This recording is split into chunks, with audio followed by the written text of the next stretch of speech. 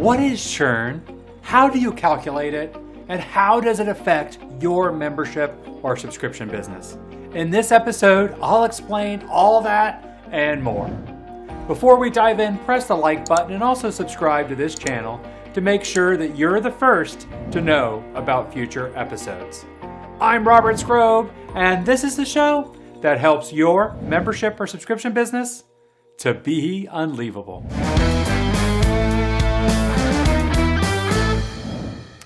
What is churn? Well, if you grew up on a farm, you'd probably think it's one of these. It's a machine for making butter by shaking milk or cream.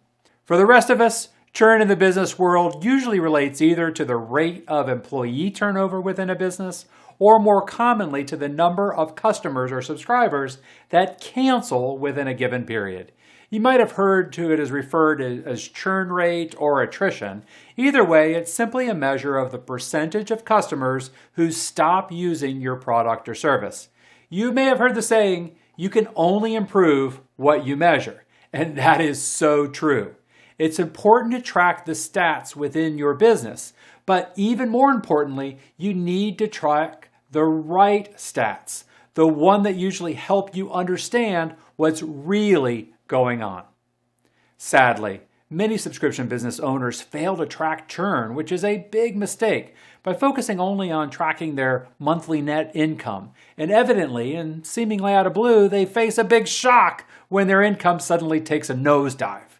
I see it happen all the time. Why is churn rate so important?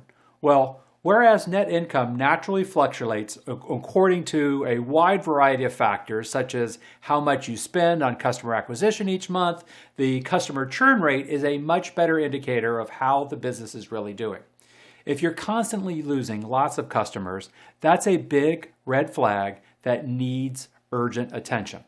So how do you calculate the churn rate for your business? Simply stated, you divide the total number of customers who canceled over the duration of an entire month by the number of customers that you had on the first day of the month. For example, if you started the month with 1,000 customers and by the last day of the month you had lost 50 customers during that month, the calculation is 50 divided by 1,000, which gives you 0.05. Then multiply that number by 100 to give you a percentage, and in that case it's 0.05 times 100, which translate as 5% churn. Once you have that number, your goal should be to track it as a baseline and work to continually improve it. You may be wondering what a good churn rate is. Well, obviously 0 is the lowest amount, but that's unrealistic for any business because there's lots of legitimate reasons why someone might cancel a subscription. For most businesses, if you had less than 8% churn each month, that would be good. But rather than aiming for a specific number, the goal should be to continually lower it and keep bettering your previous best. So what should you do if you notice that your churn rate is high or is increasing over time? Well, it's important to recognize that this is not just a number on a spreadsheet. It's an indicator of customer behavior. That's why it's really important to understand why customers are leaving. Most likely there's a variety of reasons, but you'll want to identify the key trends. For example, are customers unhappy with the quality of your product or service? Are they expressing frustration with your customer service?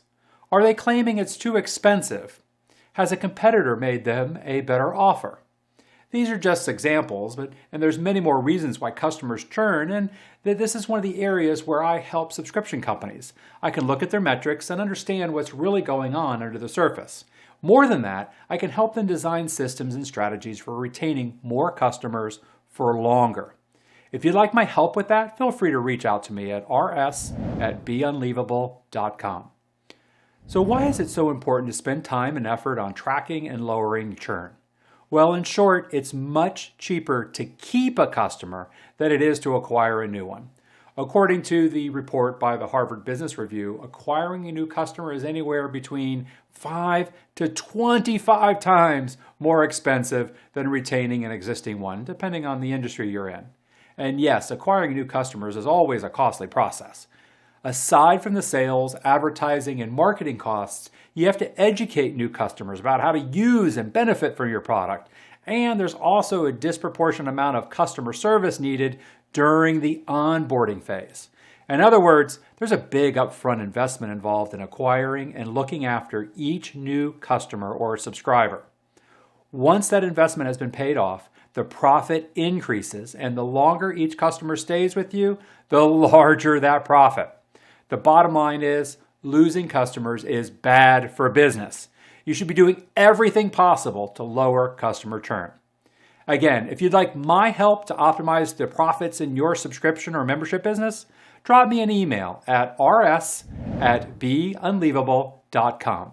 In summary, let's review what we've learned today. Customer churn is a measure of the customers or subscribers that cancel within a given period. It's also sometimes referred to as churn rate or attrition. You can calculate the churn in your business by dividing the total number of subscribers who canceled over the duration of a month by the number of customers that you had on the first day of the month.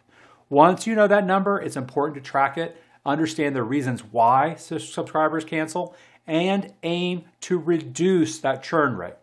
Remember, it's much cheaper to keep a customer than to acquire a new one. Aside from the sales, advertising, and marketing costs, you have to educate new customers about how to benefit from your product, and there's a disproportionate amount of customer service needed during the onboarding phase. In other words, losing customers is bad for business. Let me ask you, what stood out to you in this episode? What have you found helpful when it comes to lowering churn? I'd love to get your opinion and feedback on any aspect of this topic by posting your comment below. I always love to hear from you.